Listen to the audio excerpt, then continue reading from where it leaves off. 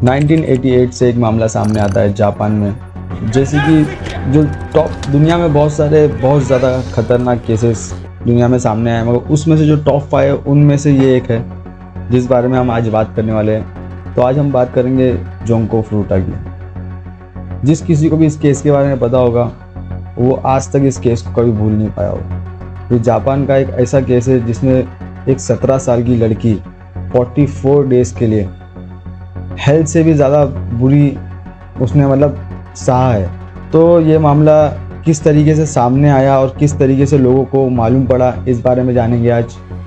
तो आइए शुरू करते हैं।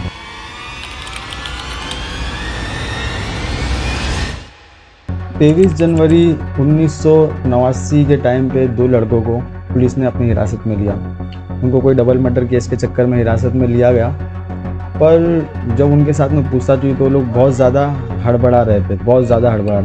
जब उनके घर की तलाशी ली गई तो वहाँ पे अंडरगारमेंट्स लड़कियों के ये सब मिले, और जब उनसे बहुत ही सख्ती से पूछताछ किया गया तो उन्होंने एक ऐसा खुलासा किया जिसके बारे में जब आप जानोगे तो आप भी खौफ में रह जाओगे। तो उन्होंने ये बताया कि जापान में टोक्यो शहर के पास एक सुनसान इलाका है, वहाँ पे एक ड्रम पड़ा है और उसके अंदर एक डेड बॉडी है 17 साल की लड़की की।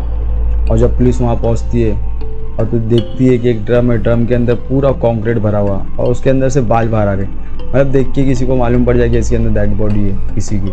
और फिर इसका पूरा खुलासा जब सामने हुआ तो हर किसी की होश उड़ गए। हर न्यूज़ में यही चल रहा था कि इतना दर्दनाक मौत किसी को भी कैसे कोई दे सकता है। तो आइए जानते हैं कहानी कैसे स्टार्ट हुई, कैसे जोंको फ्रूटा इन लोग के चंगुल में फंस गई। जोंको फ्रूटा जो कि पढ़ाई में भी होशियार थी और दिखने में भी खूबसूरत थी, इसको बहुत लोग के ऑफ़र आते थे, पर वो हमेशा हर किसी को मना कर देती क्योंकि वो अपने पढ़ाई में बहुत ज़्यादा इन्वॉल्व थी, बहुत ज़्यादा दिल लगाती थी अपने पढ़ाई से। बाकी वो यहाँ वहाँ किसी से बातचीत नहीं करती थी ज़्यादा वो।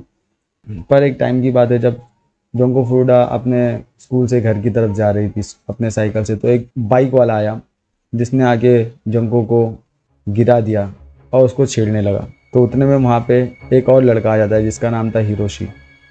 वो आके जोंको को बचा लेता है, ऐसे ही लग रहा था अब तक। पर ये सब जो था, ये सब सिर्फ वो दिखाने के लिए था जोंको को। ओके, उसने जोंको को ऑफ़र किया कि मैं आपको घर तक छोड़ देता हूँ, अभी सेफ़ नहीं है आप यहाँ से जाना। और जोंको ने भी उसकी बात मान ली, और ये जोंको का सबसे गलत डिसीज़न था क्योंकि जो भी एक्सीडेंट हुआ था वो जोंको को फंसाने के लिए ही पूरी प्लानिंग थी। और बाइकर का नाम था मिनाटो, जो कि हिरोशी का ही दोस्त था। जब ये यहाँ से मान गई तो लोग यहाँ से साथ में निकले, और फिर हिरोशी ने अपने 3 दोस्तों को और बुला लिया, और चारों ने मिलके इसको ज़बरदस्ती एक गोडाउन में ले गए। और वहाँ पे 10 से ज़्यादा बर्ड्स के साथ में लोगों ने दुष्कर्म किया और बहुत ज़्यादा टॉर्चर किया उसको, वहाँ पे बहुत ज़्यादा टॉर्चर किया। तो ऐसा हुआ कि फिर यहाँ पे और भी जो इसकी गैंग के मेंबर लोग थे वो लोग को भी ये लोग बुलाने लगे। जब ये लोग का मन भर गया तो लोग ने बाकी लोग को भी बुलाना चालू कर दिया, और लोग की बहुत बड़ी गैंग थी, तो 50-60 लोग की गैंग थी, और दिन भर में 10-10, 20-20 लड़के लोग आते वहाँ पे। बहुत बुरा हुआ जोंको के साथ में।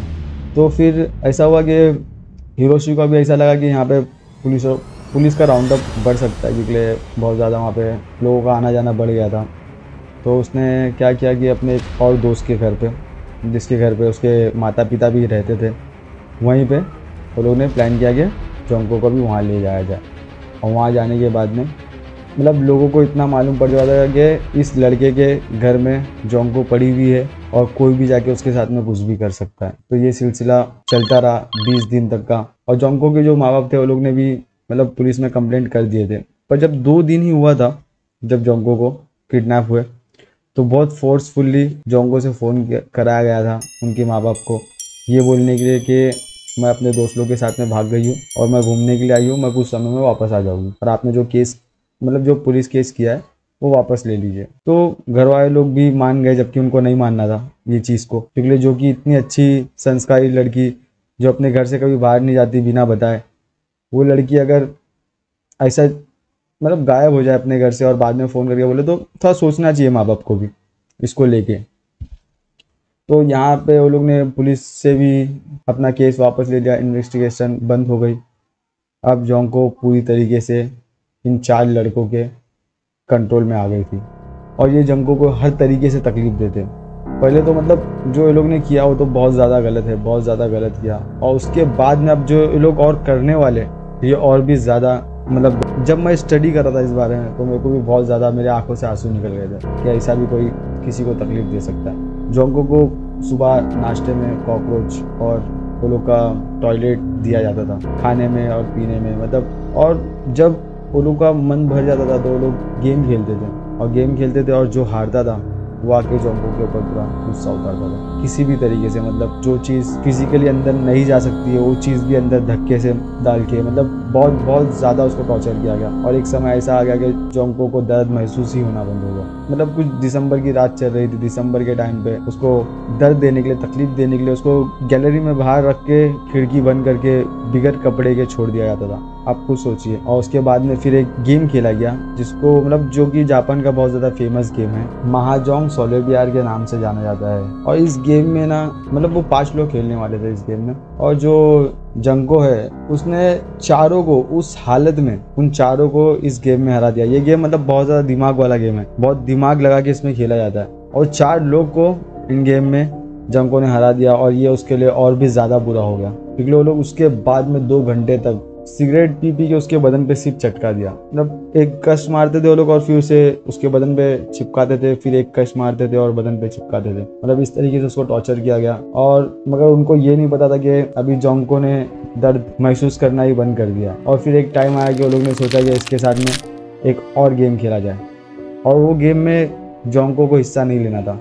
उसको सिर्फ गाड़ी में डाला गया और गाड़ी के वो जो 2 सीट के बीच में जो जगह होती है ना, वहाँ उसको घुसाया गया, और उसके ऊपर 3 लोग बैठे थे, मतलब उस सीट पे, और आगे 2 लोग और पीछे वाले 3 लोग। तो इनके बाकी सब मेंबर पहले से ही उस मैदान में थे जहाँ पे जोंको को वे लोग लेके जा रहे थे। और वहाँ पहुँचने के बाद में जोंको को गाड़ी के अंदर ही बंद करके रखा गया, और जाके ये लोग अंदर गेम खेल रहे थे। और उसमें जो जो गेम में हार रहा था उसको जो भी टास्क दिया जा रहा था वो जाके वो जोंको के साथ में करता था। मतलब उसको मारना, उसका वीडियो बनाना मारते हुए, उसको मतलब बेरहमी से मारना कि आँख पे, उसकी नाक पे, उसका नाक से खून निकालना, ये वगैरह, इस तरीके का गेम था वो। और उसमें सिर्फ जोंको को मारा जाता था। जोंको ने कब दम तोड़ दिया ये किसी को भी नहीं पता चला। उसी गाड़ी में एक और बंदा जब गया जोंको के ऊपर अपना गुस्सा उतारने के लिए, तो वहाँ पे जोंको उसको मरी हुई मिली। और उसके बाद में फिर ये लोग ने सोचा अब क्या किया जाए, तो ये लोग ने वहीं पे कंक्रीट, एक ड्रम और मसाला मंगाया और उसको बना के पहले जोंको को डाला उस ड्रम में, और ऊपर से पूरा कंक्रीट डाल के